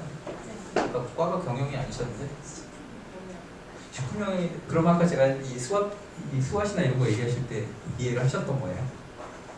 다른 강연을 들을 때 나온 용어 중에 하나라서 약간 이해를 하셨던 거예요. 자, 아르바이트를 뭐로 하셨어요? 지금까지 기획 관련돼서. 기획 관련한 일이 PC방 PC방? 네, PC방 말까 PC방 알바가 기획하고 관계가 없잖아요. 네. 자, 그러면 이제 이렇게 얘기하시는 거예요. PC방 알바를 하면서 매출을 늘리기 위해서 이런 행사를 기획해 봤습니다. 그래서 매출이 비용 투입 없이 30% 증가했습니다. 이런 케이스가 저한테는 6, 7건 있습니다. 그러면 제가 물어볼 거잖아요. 그 다음 질문이요. 그냥 단순한 핑퐁이 아니라 정말 궁금해서 물어보는 거예요. 이게 질문이요. 툭툭 던지는 끊어지는 질문이 아니고 정말 내가 궁금해서 그 기획이 뭐였는데요? 그럼 내가 관심을 보였다는 얘기잖아요. 그럼 이제 그때부터 얘기하시면 되잖아요. 그렇죠? 툭툭툭 끊어지는 질문이면 여기서 짜증이 나요. 근데 정말 내가 궁금해서 물어보는 거잖아요. 광고가 있잖아요. 내가 별로 관심 없는데 나한테 오면 그건 스팸이에요. 근데 내가 정말 필요할 때 나한테 오면요, 그거는 정보예요. 정보가 아니에요. 내가 구인을 하겠다는 강한 의지가 있는데 거기에 적합한 사람이 없어서 별로 관심이 없는데 기획을 되게 잘했는데 아무것도 없이 비용 추가 없이 그냥 뭔가 순서만 바꿨는데 매출이 30% 늘었다. 그럼 나는 관심이 생겨요. 이건 평범한 얘기예요, 사실은. 그렇죠? 내가 스토리를 어떻게 짜느냐의 문제인 거예요. 그러니까 제가 지금 강의 중이라 좀 자극적인 케이스를 얘기했는데 별거 아니에요. 기업들을 안 가셔서 그러는데 제가 주로 원래 주간회의를 월요일 날 해요. 기업들이. 주간회의를 월요일 날 하는데 제가 주간회의를 금요일로 바꿨어요. 저희 부서를. 그러면 좋은 게 뭐가 있냐면 월요일 날 주간회의를 하면 직장인들은 거의 피바다예요. 주간회의가 엄청 깨지거든요. 저희는 금요일 날 주간회의를 했으니까 주간회의 그 직원들을 다 거래처로 보내버려요. 그러면 이제 거래처 직원들이 주간회의 끝나고 이제 엄청 깨지고 나와서 담배 필 때 거기 옆에 가서 담배불 붙여주고 커피 사주면서 왜 그러냐고 물어보면 이분들이 이제 주간회의 때도 막 이거 저거 시키잖아요. 당신네 회사 이거 할 수 있어요? 그러면 저희 주간회의 금요일 날 다 끝냈잖아요. 준비 다 됐잖아요. 네, 물론이죠. 라고 대답해요. 그리고 바로 회사에다 전화해요. 발주 나왔어요. 빨리 받으세요. 그래요. 자, 여기서 제가 비용이 들었어요? 안 들었어요? 안 들었어요? 그냥 원래 우리도 주간회의 남들처럼 월요일날 하는 걸 금요일로 바꿨을 뿐이에요. 그리고 월요일날은 출근을 회사만 시키고 그냥 거래처로 시켰을 뿐이에요. 바꾼 거 하나도 없는데 매출이 15%가 늘었어요. 좋은 거예요, 안 좋은 거예요? 그런 케이스를 몇 개를 얘기하시라고. 이게 기획의 문제인 거예요. 기획이 정말 그렇게 관심 있으시다고 하면. 그리고 기획 관련된 아르바이트를 최대한 찾으세요. 그럼 그게 경력이 돼요. 이해가 되시죠? 자꾸 경력을 쌓으시다 보면 되게 그런 길로 이어지고요. 저기 저 뒤에 계신 키 크고 이렇게 하시는 분이 있거든요. 이 뒤에 잠깐 보시면 저기 지금 앉아 계세요. 저분한테요 자소서 한 장 주시면 저분이 저희가 그 경영 컨설팅 회사잖아요. 저희가 알바를 되게 많이 써요. 그리고 정말 일 잘하시면 저희가 많은 추천서를 써드려요. 남발은 안 하는데 써드려요. 생각보다 잘 먹힙니다. 어깨에서. 라고 팁을 드렸는데 못하시는 분들은 제가 어쩔 수 없어요. 자소서를 쓰는 써서 저분한테 드리시라고요. 제 얘기 이해하시죠? 저분이 알바를 주실 거라고요. 기획 관련해서. 경력을 쌓으실 수 있게 해드릴 거라고요. 이해되셨어요? 다른 분들도 마찬가지입니다. 오늘 배우신 거를 잘 적용하셔서 이력서나 자소서나 문서를 주시면요. 저희 쪽에서 적합한 알바를 저희도 워낙 일이 많아서요. 저희가 다 못하니까 이제 경력을 쌓으실 수 있게 도와드리고요. 저희는 좋은 분들이 많으면 좋아요. 저희 그래. 그래서 이 방식으로 한번 해보시면 되고요. 2장 동그라미. 실질적으로 되게 돈 많이 드실 거예요. 또 잠깐 동그라미. 자, 글 쓰는 정말 실질적인 방법이에요. 자, 요게 조금 애매하긴 한데 그냥 수업이니까 이해하고 들으세요. 글을 쓰실 때는요, 대체로 4단계가 있어요. 이게 제가 만든 로직이니까 편하게 들으세요. 1단계는 주제어를 선정해야 돼요. 키워드. 제가 오늘 계속 주석과 키워드를 얘기하잖아요. 키워드를 잡으셔야 돼요. 우리 학생분들이 아직 키워드가 없으세요. 냈다 먹고 떨어져라 할 만한 정말 묵직한 키워드를 하나 잡으시고요. 근데 그 키워드가 키워드라고 봐도 좋고 이제 주제어를 정하는데 기본적으로 진짜 잘 선정한 키워드들은요, 조사가 없어도 의미가 통합니다. 그냥 2단어죠. 그러니까 이사님, 네. 나 너 미워. 저는 표정에 변화가 없어요. 표정 안 보이시죠? 표정 되게 안 좋아요. 자, 보세요. 나는 네가 미워. 아니면 나는 네가 죽도록 미워. 이런 뭐 없이 조사도 없고 아무것도 없고 나 너 미워 란 세 단어 가지고 의미가 전달이 되잖아요. 모든 문장은 다 요겁니다. 주제어 몇 개, 조사도 필요 없어요. 그게 잘 뽑은 주제어예요. 남녀간에 나 너 사랑 그러면 그렇잖아요. 나는 너를 사랑한다가 이렇게 머릿속에 그려지잖아요. 그 조사가 연상될 수 있는 키워드들을 쭉 뽑으세요. 제가 아까 스크립트 만들 때 요걸 그냥 써보시면 된다고 얘기했잖아요. 그래서 처음에 주제어를 무조건 선정하세요. 이게 문장의 시작입니다. 그 다음에 조사를 넣으세요. 이해되시죠? 조사는 되게 간단합니다. 그냥 뭐 어렵게 쓰지 마세요. 간단한 나는 너를 사랑한다. 그 다음에 여기까지는 어렵지 않아요. 조사를 넣는 것까지. 주제문을 작성하는 거예요. 이건 주제어를 뽑는 거고 주제어를 수식하는 건데요. 나는 너를 사랑한다가 너무 밋밋하면 나를 수식하는 단어는 그냥 무조건 나 앞에다 넣으세요. 그 다음에 너를 수식하는 단어는 무조건 너 앞에다 넣으세요. 사랑한다를 수식하는 단어는 그냥 사랑한다만 앞에 넣으세요. 그럼 끝납니다. 이게 비즈니스 글쓰기고 모든 글쓰기는 여기까지 하면 충분합니다. 정말 충분합니다. 논문 이런 데서는요, 그러니까 정보 전달을 하기 위한 글에서는요, 절대 여기를 넘어가지 마세요. 3단계입니다. 주제어 뽑고요, 조사 붙이고, 그래서 주제문 완성한 다음에는 주제문에 수식어는 그 내가 수식하고자 하는 단어 앞에다만 쓰시면 돼요. 뒤에다 쓰시거나 뭐 이러지 마세요. 이해되시죠? 여기까지가 비즈니스 글쓰기의 완성입니다.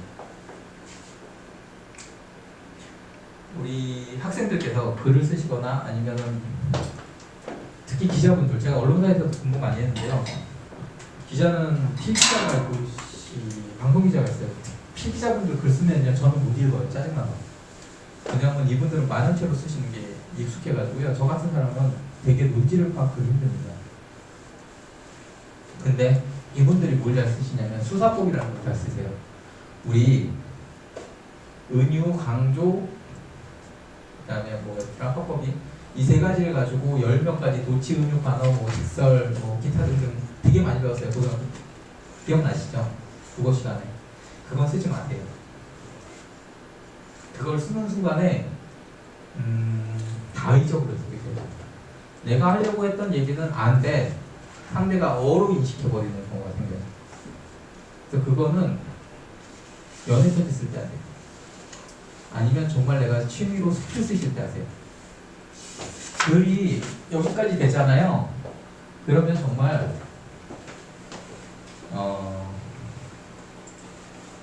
좋은 글을 쓰실 수 있어요. 근데 여기까지를 익숙하지 않은 상태에서 여기 쓰시잖아요. 그럼 글이 되게 꼬여요. 그러니까 인터넷으로 인터넷이 되는지 안 되는지 모르겠는데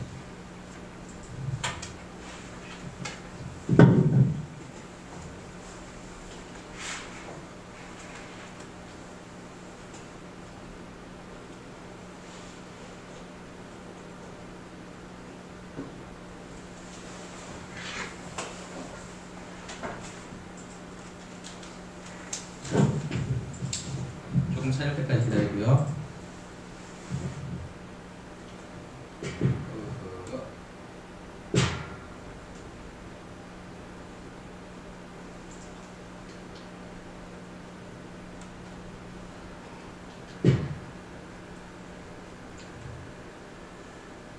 그래서 비즈니스 글 쓰기는 여기까지 하시고 그 다음에 요거는 나중에 하세요. 여기까지 잘 쓰시게 되면요 문장 구성을 내가 어떻게 꼬아야 되는지 보여요. 문장을 꼬을지 주제어를 수식할지 아니면 여기다 은유를 넣을지 이게 눈에 들어오기 시작해요.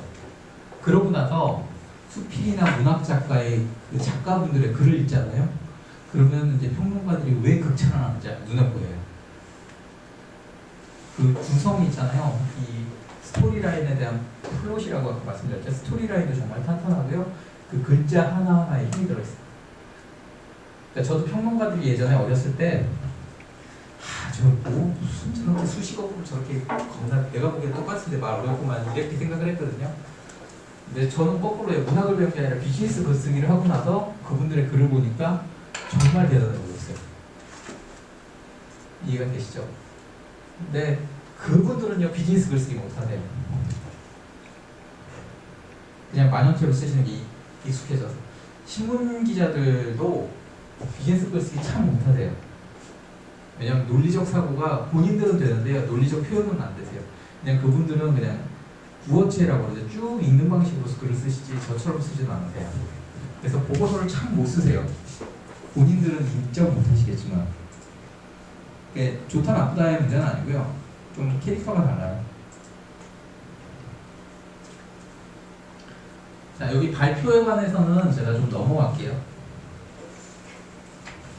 아까 제가 Q&A 말씀드렸었죠. Q&A.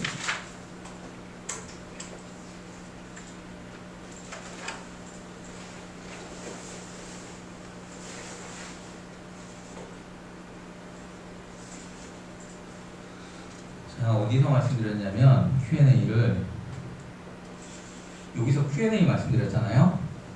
Q&A 말씀드렸죠. 요거를 실제로 Q&A 하기 전에 내가 발표를 하고 또는 글을 쓰고 잘 썼는지 안 썼는지 잘못 썼는지를 보려면 질문의 패턴을 보면 돼요. 이게 뭐예요? 라고 나오잖아요. 근데 글 되게 못 쓴 거예요. 그냥 글을 못 쓴 거예요.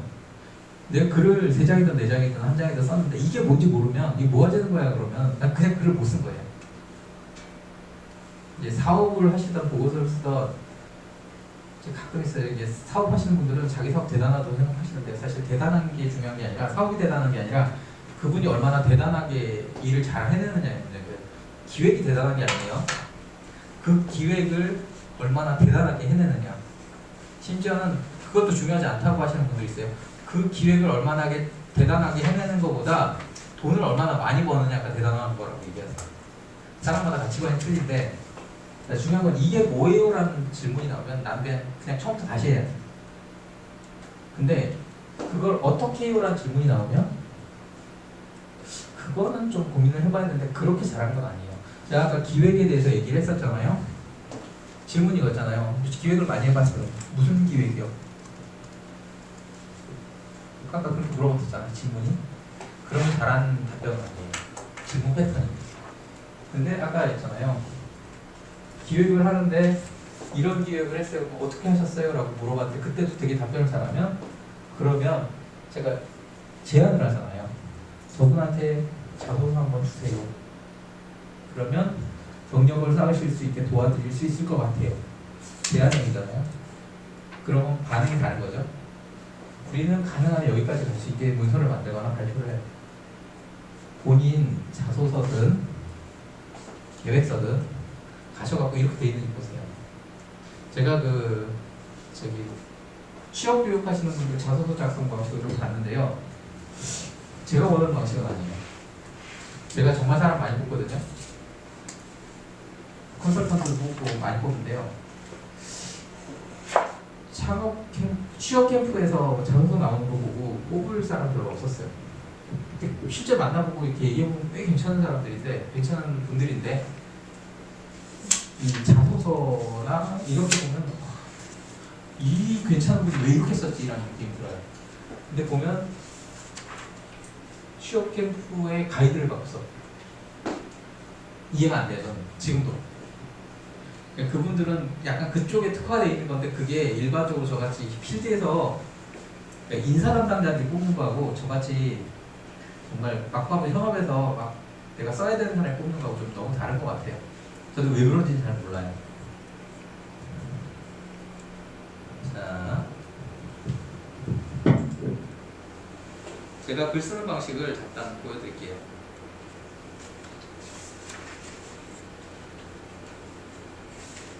혹시 궁금한 거 있으면 질문을 하셔도 됩니다. 지금 시간이 지금 10분 정도 남았어요.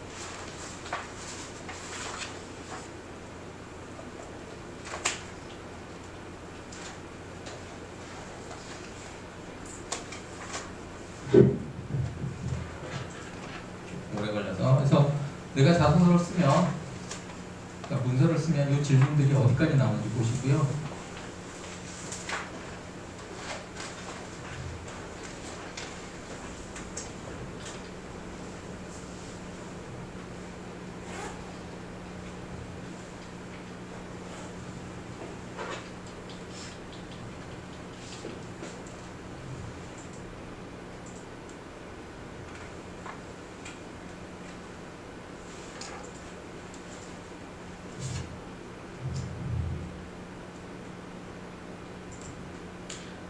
자, 정말 제가 글을 쓴 걸 보여드리면, 자, 어떤 느낌이세요?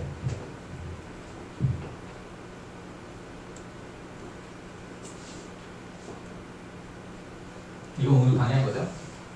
추석 때 좀, 설날에 좀 한가해가지고요, 집에서 계속 교정을 하고 있었어요. 지금 여기 이제 말씀드린 건 여기서 여기까지예요. 어떤 느낌이세요? 각자 느낌. 이건 맞다 틀리다가 아니에요. 그냥 느낌. 어떤 느낌이세요?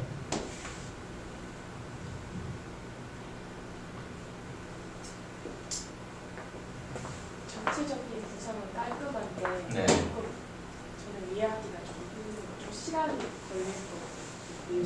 전체적인 구성은 깔끔하다는 게 어떤 구성? 한눈에 봤을 때 네. 이제 띄어쓰기나 이제 이런 거는 읽기가 편할 것 같은데 그 안에 담긴 내용은 제가 조금 이해하기는 좀 어려워요. 자, 그럼 가독성은 어때요? 불구 이해도는? 이해도 좀 논리는? 시간을 좀 주면 제가 얘기를 할 수 있을 것 같아요. 지금 당장 어떠세요라고 물으면 가독성은 얼마나, 이해도는 좀 나. 보시기엔 어떠세요? 저희 케이스 갖고 주로 얘기를 하기 때문에 제 케이스 어떤 느낌이세요? 그냥 아무 뭐 이렇게 얘기하셔도 돼요. 저한테 저거 그냥 무슨 영상에 자막으로 쓰는 그런 것들 같아요. 위에 두 줄이 한 장면에 나오고 그 다음에 세 줄, 그 다음 장면에 나오고 그런 좀 띄어쓰기가 저렇게 줄거든요. 제가 컨설팅을 하잖아요. 이 페이스북을 목적의식을 갖고 합니다. 저한테는 이게 홍보예요. 근데 대부분의 분들이 보라고 하는 홍보가 아니라 몇몇 매니아들, 그 매니아들은요 보통 기관장님들이세요. 그래서 기관장님들은 굉장히 어렵고 심오한 얘기를 하는 걸 좋아하세요. 보면요 말장난이에요. 그렇죠? 그리고 보면은 운율이 있어요. 시처럼 썼죠, 상무처럼. 제가 오늘 한 얘기하고 완전 달라요. 1, 2, 3단계가 아니에요. 아까 1, 2, 3단계고 4단계는 과감히 포기하라고 했는데 여기서 전 4단계를 쓴 거예요. 왜냐면 내용 전달이 아니라 생각을 하기 위해서 비즈니스 피칭이 아니에요. 여기서 비즈니스를 했기 때문에 여기서는 비즈니스 얘기를 안 하는 거예요. 제가 얘기하는 건 그 1, 2, 3단계를 하겠다니까 이것도 쓸 수 있게 됐다. 우리 친구들은, 우리 학생분들은 여기를 바로 쓰지 마시라. 그냥 말장난이에요. 말장난인데 말장난을 시처럼 한 거예요. 여기 보시면 이렇게 돼 있잖아요. 구성도 이렇게 된 거 보이시죠? 실제로 읽어보면요, 쓰고 나서 한번 읽어봐요. 그러면은 잘 읽혀지는지. 잘 쓴 분들은요 잘 읽혀요.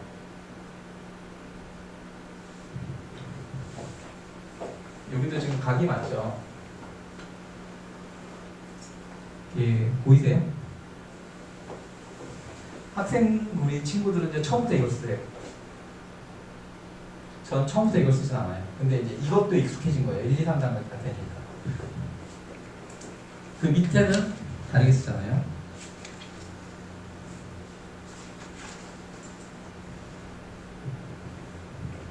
여기도 보면 구성이 이렇게 돼 있죠. 나중에 쓰시다 보면 운율도 나와요. 근데 그거는 비즈니스 글쓰기에서도요, 나중에 많이 쓰시다 보면 운율이 나와요. 그냥 케이스만 잠깐 보여드린 거고요. 그래서 지금은 자, 순서는 이겁니다. 주제어를 뽑고 조사를 붙이고 수식어를 그냥 내 그 주제어 앞에다 붙이시면 돼요. 이게 그냥 글쓰기의 끝입니다. 이걸 한꺼번에 하지 마세요. 저도 한꺼번에 잘 못합니다. 주제어를 뽑고 조사를 붙이고 수식어를 주제어 앞에 붙이세요. 그 다음에 우리가 배웠던 모든 수사법을 쓰지 마세요. 직설법으로 쓰세요. 그러면 글쓰기는 끝납니다. 그건 글쓰기 얘기고, 그 다음에 그 전에는 아까 얘기했어요. 현재는 이렇고 무엇을 하면 이렇게 바뀝니다. 현재 당신의 회사는 이거고 나를 뽑으면 이렇게 바뀔 겁니다. 내 상황은 이거고 나는 무엇을 해서 이렇게 바뀔 겁니다. 이게 다예요. 이걸 머릿속에, 제가 개념적인 얘기는 한데 머릿속에 넣고 글을 보시면요 굉장히 많은 게 보입니다. 그러니까 되게 막 엄청 길고 어마무시하게 막 되게 멋있어 보이는 걸도요, 이 개념을 머릿속에 넣고 보잖아요. 그럼 별거 없어요. 제가 하루에 많이 볼 때는요 한 1500페이지, 2000페이지를 봐요. 알지도 못하는 기술 관련된 기술서를요.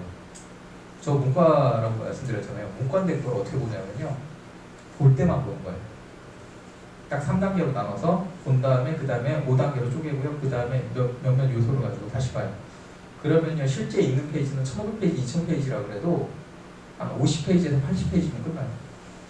그럼 거기만 주구장창 이해하고 써야 합니다. 그런 드라마입니다. 아까 말씀드렸다시피. 근데 나머지를 빼면 성의 없어 보여요. OPR이라고 하는데 원페이지 레터라고 하는데, 원페이지 리포트라고 하는데, 원페이지 리포트 쓰는 방식을 머릿속에 계속 넣어놓으세요. 그러려면 스토리라인, 그다음 키워드, 그 다음에 거기에 글을 어떻게 쓰는지 이해되시죠? 파워포인트 구성이나 한글 구성이나 텍스트 기반 구성이나 이미지 기반 구성이나 다 똑같습니다. 이걸 머릿속에 넣어놓으시고, 그 다음에 모든 보고서의 가장 큰 상위 개념이에요. 이걸 하신 다음에 오늘부터 이제 뭐 비즈니스 글쓰기든 발표든 이런 것들을 여기다 다 넣고 보시면요 되게 깔끔하게 보십니다. 2분 남았는데 혹시 질문 있으세요? 2단계 수업 있나요? 네. 질문 있으세요? 네. 제가 내일 청주경제 혁신센터에 입주 신청서를 쓸 건데요. 네. 그러면은 거기서 원하는 바는 뭘까요? 입주 기업 담당자 누군지 아세요? 서울청교겠죠? 담당자 누군지 아시나요? 도와주세요. 그 옆에 계시는 뭔가 그 좀 인포를 주시면 얘기를 그냥 말씀드려요. 그러니까 뭐 본인 소개라든지 뭘 주셔야 저도 이러이러한 분이라서 입주 시험 신청을 하는데 뭐 신경을 써주셔서 말씀드릴 수 있어요. 아까 말씀 안 드렸는데 전직 서울창조경제 혁신센터 전직 매니저 직원이었다고, 매니저였다고. 70가지 직업 중에 그것도 들어있어요. 네. 예. 돈 주실 거예요. 네. 예. 주시면 또 뭐 질문 있으세요? 어느 기업에 뭐 이력서 쓰신다고 얘기하시면 네. 나 이제 대학교 2학년인데 네. 문제 이제 작성하는 게 좋을지 이게 저는 지금 최대한 많이 경험을 해보자 이게 우선시 대답이 되고 다른 기획일을 하다 보니까 약간 상대적으로 밀려질 수밖에 없겠다는 생각이 시험은 4학년 지나고 하시면 4학년 졸업하시고 하는 거 아니에요? 들어요. 그때 쓰시면 되지 않아요? 네. 제가 적절한 답을 드렸는지 모르겠는데 그 일자로 네네네 근데 네. 처음부터 좀 궁금한 성함이요? 게 네. 직업 직장을 네. 70번에 바꿨다라는 말을 네. 하면은 상대방이 네. 과제를 해선으로 담는 거고 아, 저 사람 경험이 많구나라는 또 가리는 건 생각을 아닌데 가질 수도 있지만 거기서 계속 보고 한 여러 직장에서 계속 오래 이게 있지 보완되는 못했네라는 식으로 생각할 수는 있잖아요. 네. 그리고 그거 써서 내 작성 주세요. 저희가 보고 그런 것들을 말씀드릴게요. 그 네네네 거기 제출 그런 받아주시면 반응된 게 없나요? 그걸 보고 그런 식으로 소개를 하는 게 어떤 좋은 부분이 좀 필요한지를 체크해서 드리고 이직을 너무 많이 되게 정상 나갔는데 하면 안 좋아. 네 오늘 그게 제가 취업 면접을 볼 때는 굉장히 안 좋아요. 취업 면접을 인터뷰를 할 때는 정말 안 좋아요. 근데 컨설팅이나 강의 쪽 할 때는 굉장히 좋아요. 상황에 따라서. 근데 지금은요, 제가 이제 뭐라 그랬어, 업무 역량이 좀 커지니까요.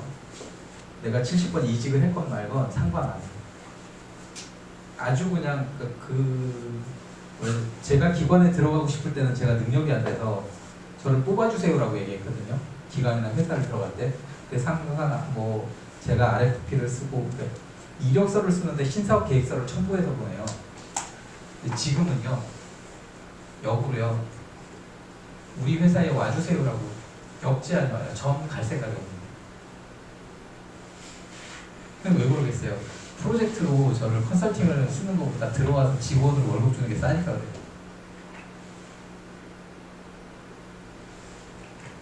심지어 저는 그래서 진짜 가고 싶었는데 수입이 안 맞아서 못 가겠더라고요. 기관에서 연봉을 1억을 제시를 했는데 그거는 제가 보기에는 말도 안 되는 연봉이에요. 제 나이에 1억 못 받아요. 기관에서, 공공기관에서. 이 기관장님께서 정말 파격적인 9천 몇백 맞춰주신다고 그랬는데 부센터장에 준하는 급여를 주신다고 그랬는데 부센터장이 보통 50대 초반이거든요. 그러니까 박사급에 스카이 나오고 50대 초반이면 공공기관에서 1억을 받아요. 거기에 준하게 주신다고 그랬는데요. 못 갔어요. 와이프가 거절해가지고 못 가게 해서. 그러니까 하신 얘기는 딱 맞는데 그게 제가 넘어가니까 그것도 넘어가니까 재작년부터 그렇게 되더라고요. 저에 대한 키워드를 얘기를 할 때 네. 저는 약간 도전이라는 거를 정하고 싶은데요. 그러니까 이 말 잘라서 죄송해요. 도전의 의미가 뭔데요라고 제가 역질문을 해야 되는 상황이 생기면 도움이 아니에요. 도전이 뭔데요?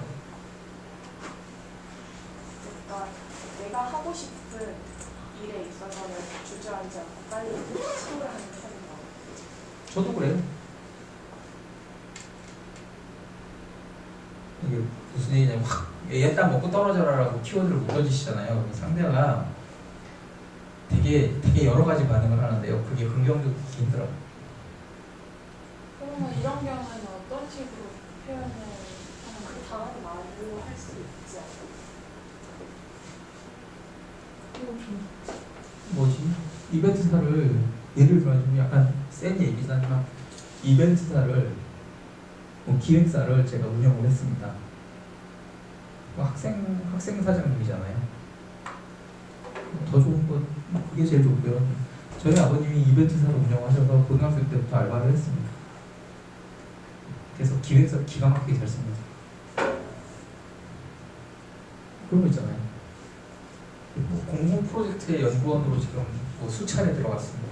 그러면 이제 물어보죠. 공공 프로젝트 뭐 들어갔는데 그런 거 미리 얘기하면 산만하고 그러면 뭐 이제 대학생 수준에서 알 수 없는 뭐 키스티 카이스트의 뭐 오페라 프로젝트에 뭐 연구 인력으로 들어가서 리소스 뭐 30% 잡혀가지고 뭐 이런 막 전문적인 얘기를 지금 하잖아요. 이거 진짜 내라고 생각해요. 하다 못해 노력이 가상하네. 무슨 얘기인지 아시겠죠?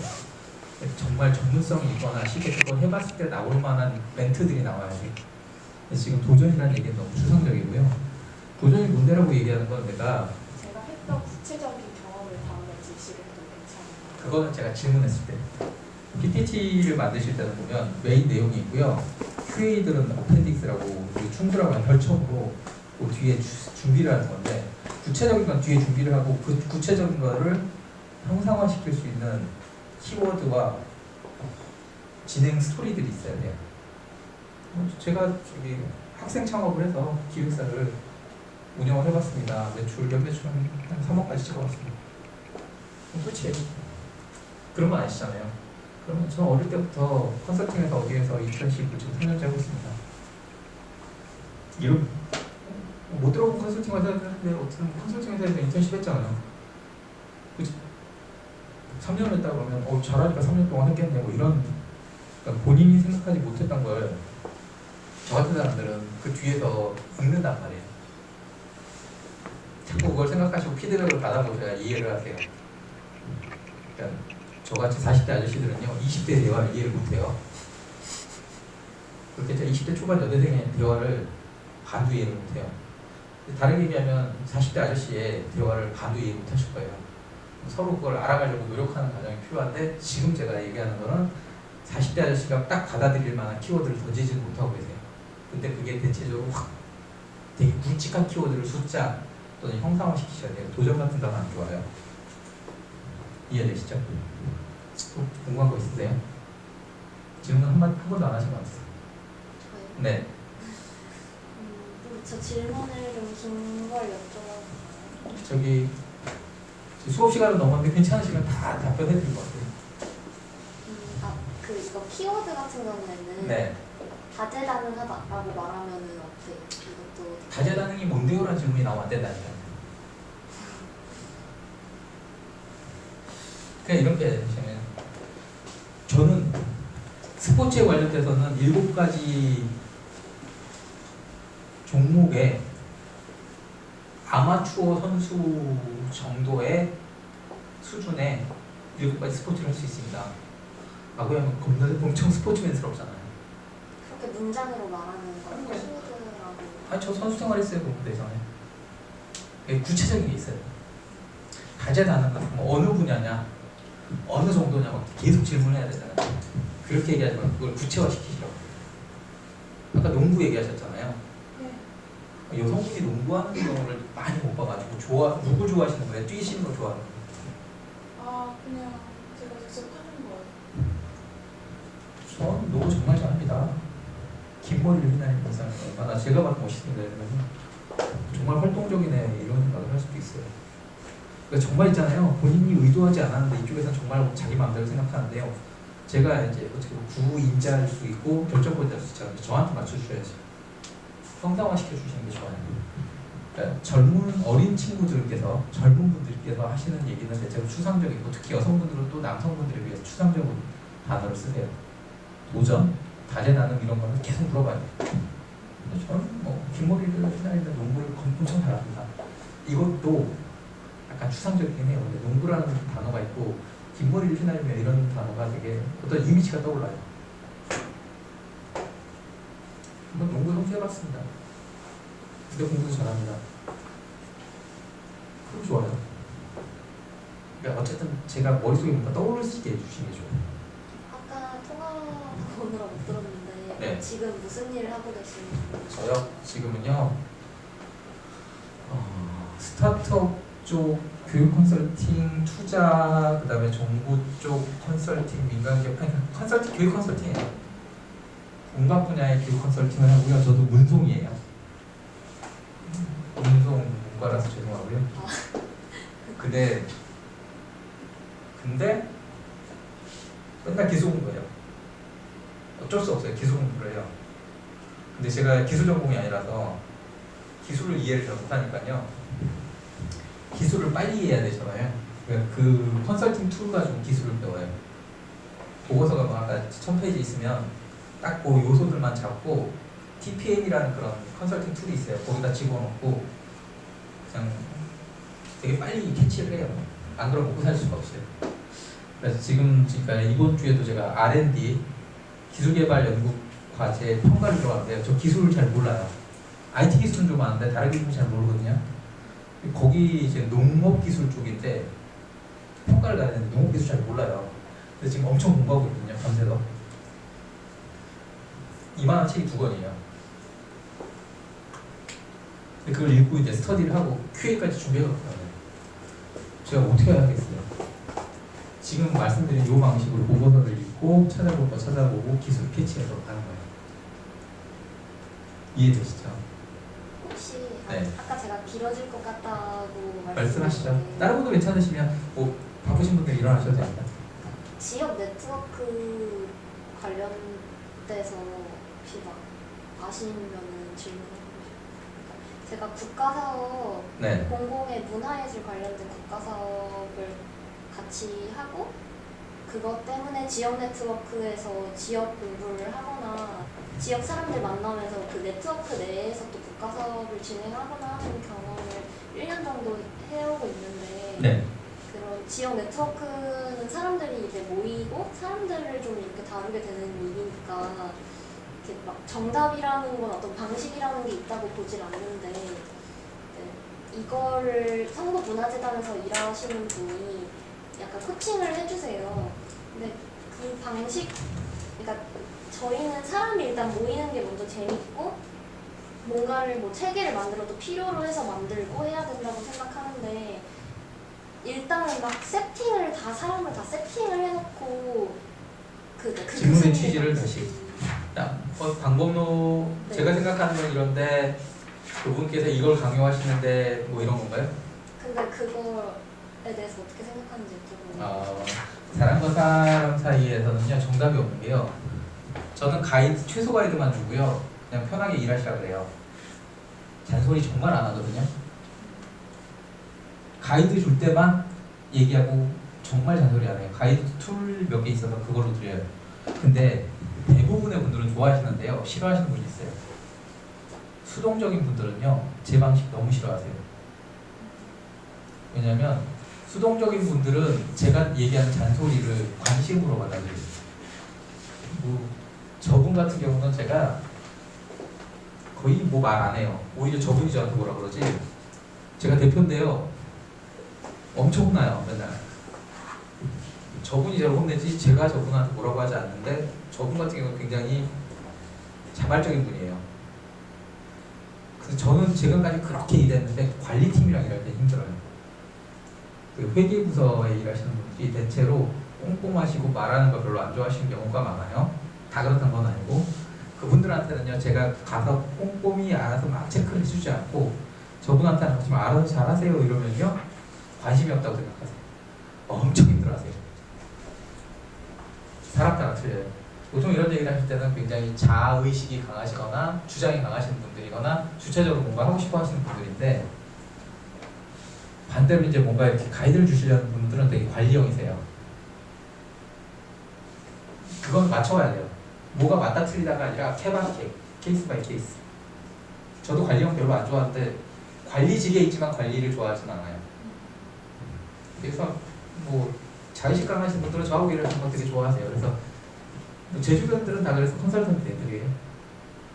조직 들어가면 저 되게 힘들어요. 그래서 잘 안 들어가기도. 혹시 질문? 예. 네. 나중에 어디 이력서 쓰실 때는요, 제일 먼저 하셔야 되는 게 그 회사에 연역이 있어요. 몇 년에 뭐 했고 몇 년에 뭐 했고 그 다음에 돌아다니는 회사 속에서 꼼꼼히 인수하세요. 그 다음에 조금 뭐 되시면요 그 회사 선배 찾아가셔가지고요 자소서를 한번 이렇게 읽어봐 달라고 했어요. 인사팀에서 보는 거랑 실무팀에서 보는 거랑 되게 차이 나요. 약간 직급이 어떻게 되는지 몰라서 제가 말을 조금 오늘 조심해서 했는데 근데 인사팀에서 뽑는 거 회사마다 틀려요. 공채 같은 경우는 인사팀에서 뽑는데요. 특채들은요 인사팀에서 안 뽑을 때도 있어요. 인사팀에서 그냥 행정 절차만 해줄 때도 있어요. 그래서 제가 아까 페이스북에 그 모임 같은데 자꾸 나가시라 그러는 게요. 학생들끼리 놀지 마시고요. 정말 필드에 계시는 분들 모임에 나가세요. 이제 취업하고 싶으시면 학생들끼리 놀지 마세요. 취업 스터디 너무 빡세게 하지 마세요. 취업 스터디 열심히 하시는 분일수록 별로 잘 못 보더라고요. 그냥 취업 스터디는 최소한만 하시고 상품기획 연구에 그다음에 뭐 직장인들 모임 있어요. 진짜 대학생 가면 진짜 좋아해요. 왜냐면 대학생들 얘기하면 저희 진짜 웃겨요. 가서 또래를 안 웃기시겠지만 저희 되게 웃겨요. 되게 신선해요. 한두 분씩 계시면 너무 좋아요. 밥도 막 사주고요. 술도 사주고 그러니까 가셔가지고 직등들이 어떤 생각을 하는지를 캐치하세요. 그게 중요합니다. 나를 뽑아주는 팀장들이 어떤 생각을 하고 어떤 키워드를 갖고 어떤 고민을 하는지 알면 그 사람이 원하는 답을 해주실 수 있어요. 그게 취업의 팁이에요. 그리고 그거를 알고 있으면요 기획서에 알게 모르게 신청서에 알게 모르게 반영됩니다. 내가 아까 얘기했지만 컨텐츠와 정리, 아이디어와 정리 단계는 배워서 하실 수 있는데 컨텐츠는 배워서 못한대요. 잘 지금 그러면 가서 캐치하셔야 돼요. 그렇죠? 학생들끼리만 너무 놀지 마시고 나가서 같이 놀게요.